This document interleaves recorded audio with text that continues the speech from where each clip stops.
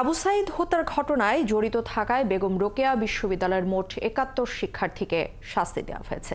এর মধ্যে ৫৬ শিক্ষার্থীকে ১ এবং ২ সেমিস্টার করে বহিষ্কার সহ ১৫ শিক্ষার্থীর বিরুদ্ধে আইনগত ব্যবস্থা নেওয়ার সিদ্ধান্ত নিয়েছে বিশ্ববিদ্যালয় প্রশাসন।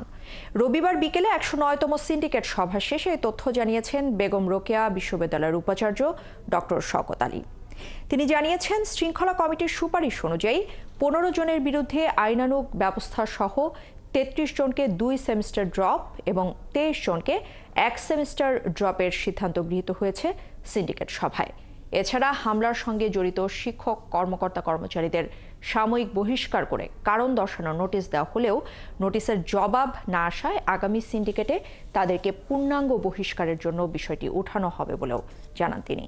এর আগে আবু সাইদ হত্যার ঘটনায় ২৩ সেপ্টেম্বর বিশ্ববিদ্যালয় ক্যাম্পাসে জড়িতদের চিহ্নিত এবং শাস্তির ধরন নির্ধারণের জন্য প্রকৌশল এবং প্রযুক্তি অনুষদের ডিন অধ্যাপক মিজানুর রহমানকে আহ্বায়ক করে ৩ সদস্য বিশিষ্ট তদন্ত কমিটি গঠন করা হয়।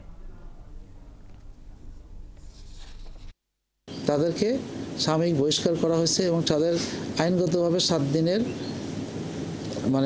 কারণ দর্শানো নোটিশ উত্তর চেয়ে আমরা তাকে চিঠি দিয়েছি। সবাইকে একইভাবে নামগুলো পরিবর্তন করে।